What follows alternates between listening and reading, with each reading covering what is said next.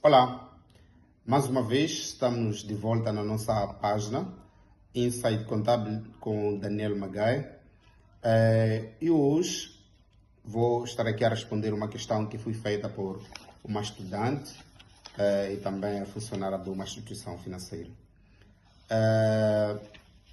Também gostaria de referir que eu não sou trabalhador de nenhuma instituição financeira, porém vou tentar sanar a dúvida desta colega.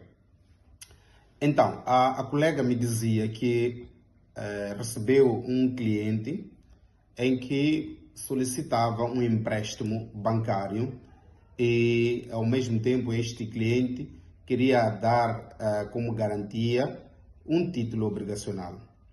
Esse título obrigacional estava depositado numa outra instituição financeira e diz que, por sua vez, não concedeu o empréstimo, pois estava lá com um bocadinho de reserva ou com medo de que alguma coisa não esteja bem nesta operação.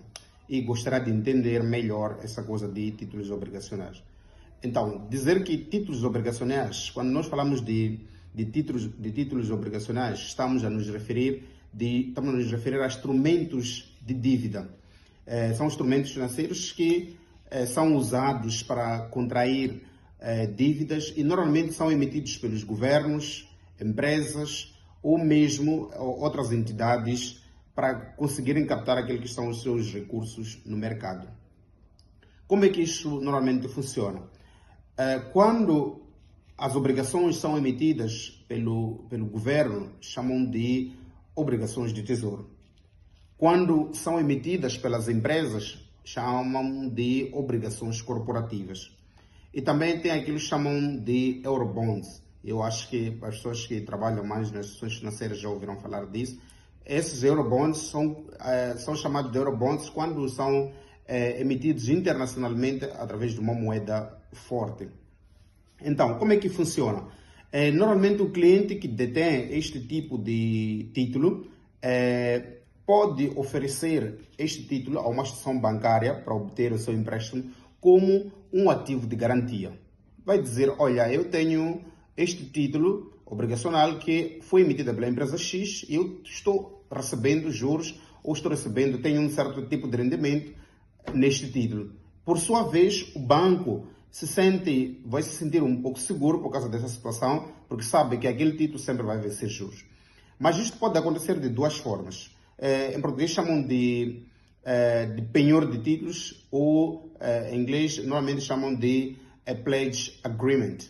O que acontece? Normalmente no pledge agreement o banco vai receber a posse do título e o mesmo banco detém aquilo que é o direito de liquidar aquele título em caso de não liquidação do empréstimo por parte do cliente. Agora, tem uma outra forma que é a cessão fiduciária. Neste caso, uma cessão fiduciária, o banco detém o título obrigacional por um dado período em que vai vigorando o contrato de empréstimo. Findo este período, o título retorna ao seu próprio cliente. Não sei se até aqui as coisas ficaram claras. A diferença é que no primeiro caso, o banco detém o direito de liquidar aquele título. Para outro caso, não. Vai tomando posse do mesmo até ao fim do contrato. Mas qual seria a vantagem nessa situação desse tipo de operações? Normalmente, os bancos se sentem seguros, como eu dizia, porque é um ativo que sempre vai produzindo rendimentos, vai produzindo juros. E também há uma possibilidade de continuidade de investimento ou de empréstimo, porque com aqueles rendimentos que vão surgindo, o cliente vai dizer, olha, eu posso solicitar mais empréstimos e tudo mais enquanto aquele título estiver na sua própria posse.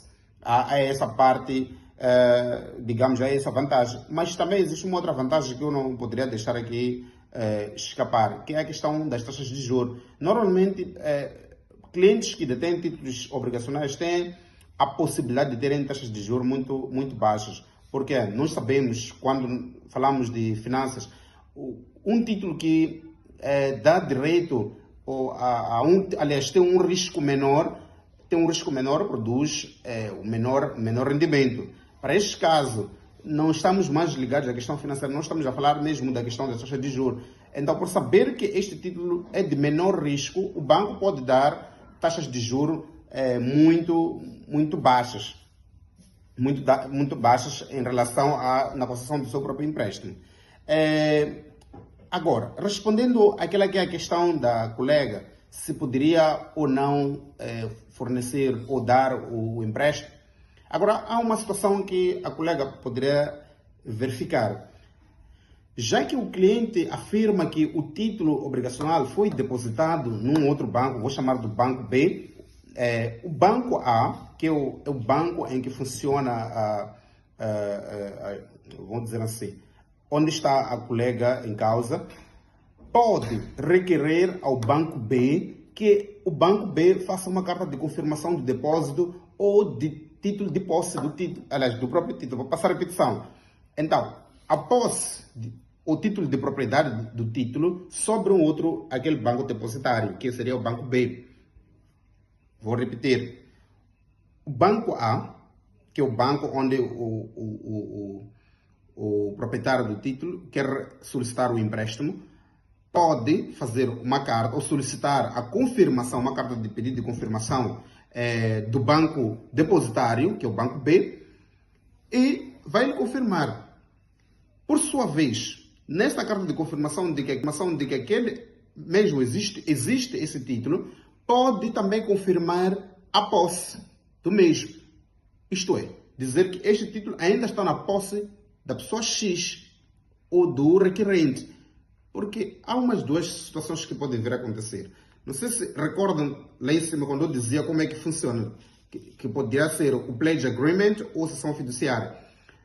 Naquelas duas situações, nós vimos que o título obrigacional fica congelado no banco. Então temos que ver se esse título não está na posse do banco ou não serviu de garantia de alguma coisa naquele banco depositário B.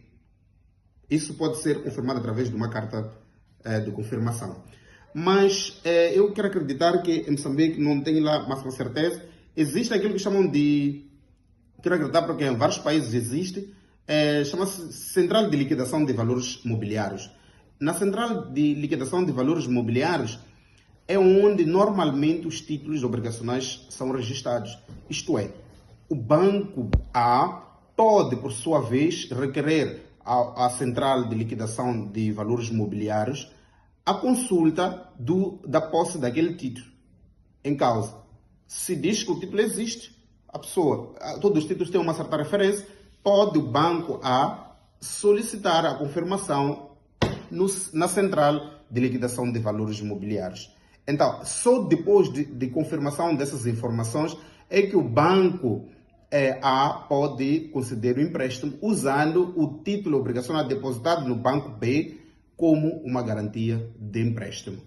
Fora isso, não há condições, porque não existe nada que garanta ao banco A que efetivamente o seu cliente possui o título de propriedade ou possui mesmo por si só o título obrigacional sobre o banco depositário B.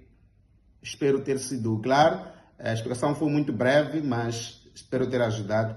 Até a próxima.